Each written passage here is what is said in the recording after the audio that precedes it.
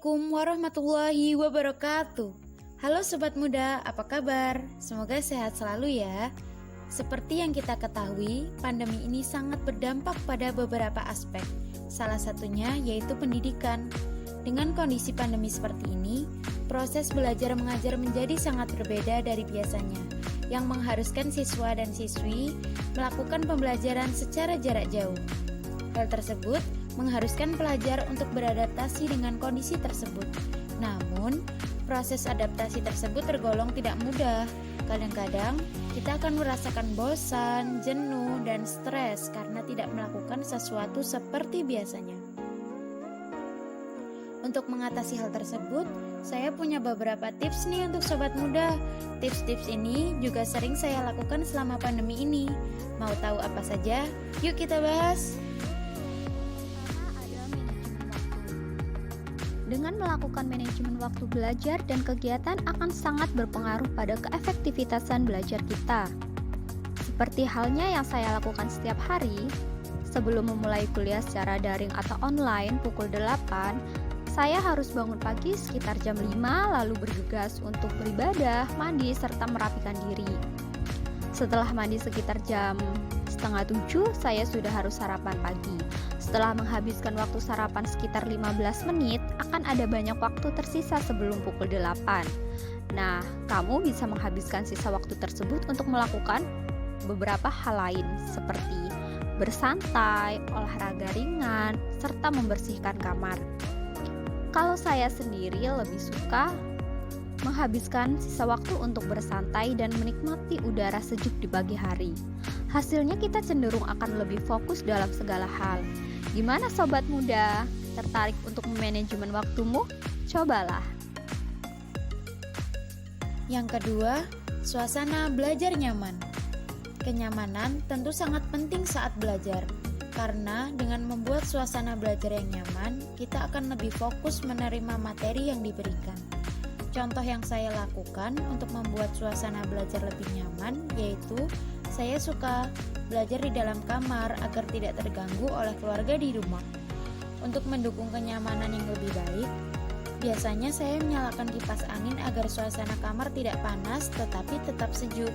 Saya juga selalu menyiapkan botol air minum untuk berjaga-jaga bila mana haus. Seperti itulah suasana belajar yang nyaman yang saya ciptakan, sederhana tapi memuaskan.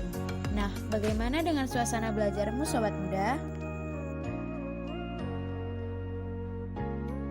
Makanan dan minuman bernutrisi. Makanan dan minuman bernutrisi menjaga tubuh kita agar selalu fit dalam menjalankan aktivitas, tak terkecuali aktivitas belajar daring. Dengan mengonsumsinya, akan membantu kita agar lebih fokus dalam belajar dan tidak stres. Nah, sesuai dengan kondisi ekonomi keluarga saya yang tidak terlalu kaya akan materi, saya tidak sepenuhnya mendapatkan banyak macam-macam makanan dan minuman yang bernutrisi. Akan tetapi, ibu saya selalu menyediakan setidaknya jeruk dan pisang dalam kulkas. Jeruk dan pisang juga kaya akan nutrisi dan bisa juga melancarkan saluran pencernaan, membuat kita lebih fokus dan mencegah stres berlebih. Untuk minumannya, biasanya saya hanya minum segelas susu. Itu sudah lebih dari cukup. Di luar sana masih banyak macam-macam makanan dan minuman yang bernutrisi. Tunggu apa lagi? Menonton film. Setelah belajar dalam waktu yang lama, kita membutuhkan refreshing. Salah satunya, menonton film atau anime. Banyak film dan anime bisa menghibur diri kita saat mengalami stres dan jenuh. Selain itu, di dalam film dan anime juga memiliki pesan moral tersendiri. Kita bisa banyak belajar sesuatu dari tontonan tersebut. Biasanya, saya akan menonton film atau anime setelah saya merasa lelah dan penat karena duduk dan fokus selama berjam-jam. Saya sendiri lebih suka menonton film dengan genre romansa atau action, dan anime dengan genre romansa, action, atau komedi. Tenang saja, banyak macam-macam film dan anime yang bisa saya rekomendasikan kepada kalian.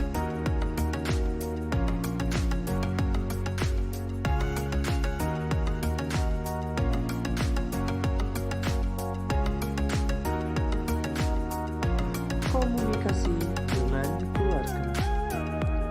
Komunikasi dengan keluarga sangat membantu dalam mengatasi stres karena belajar.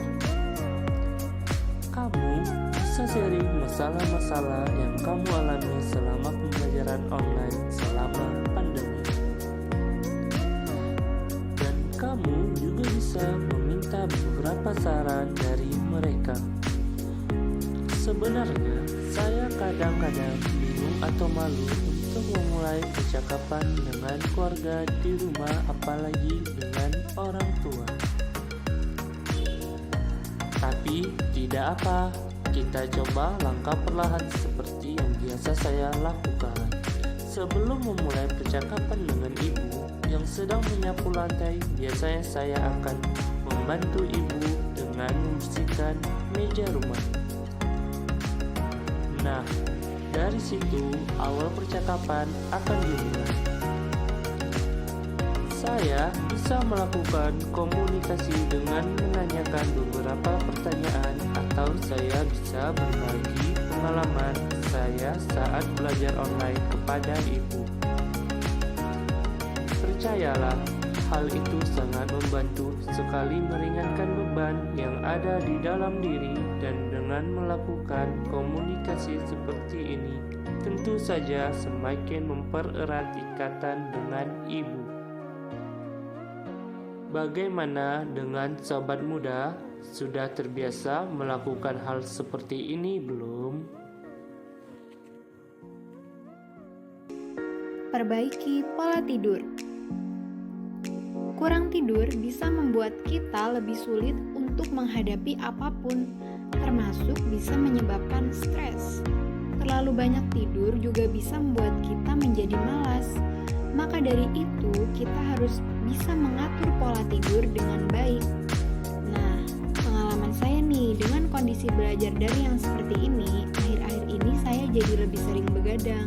Bahkan saya sanggup begadang sampai pukul 2 pagi setiap harinya. Setelah melakukan itu berulang kali, saya menyadari dampak buruknya. Saya menjadi mengantuk dan malas saat melakukan kuliah online. Tentu saja, itu adalah salah satu dampak yang sangat fatal. Sadar sudah melakukan sebuah kesalahan, saya berniat untuk memperbaiki pola tidur saya, menjadi pola tidur yang lebih sehat pastinya. Nah, saya punya nih pola tidur yang sehat ala saya, yaitu dengan meminum 2 gelas air mineral sebelum tidur. Setelah itu mencuci muka dan baru tidur. Dan diusahakan paling lambat tidur sebelum pukul 10 malam ya. Nah, setelah terbiasa tidur pada jam tersebut, ternyata tidak terlalu memiliki dampak yang buruk, malah justru memberikan dampak yang baik bagi tubuh saya. Dan lama-kelamaan tubuh saya bisa menyesuaikan dengan hal tersebut. Nah, itulah tips yang bisa kalian lakukan untuk mengatasi stres belajar saat belajar daring. Kalian bisa mengikuti tips yang telah disampaikan, atau mungkin kalian punya nih cara tersendiri untuk mengatasi stres belajar saat daring kayak gini. Semoga beberapa tips yang telah disampaikan tadi bisa menjadi referensi bagi kalian ya. Itu beberapa tips dari kelompok kita. Semoga bermanfaat ya. Terima kasih. Wassalamualaikum warahmatullahi wabarakatuh.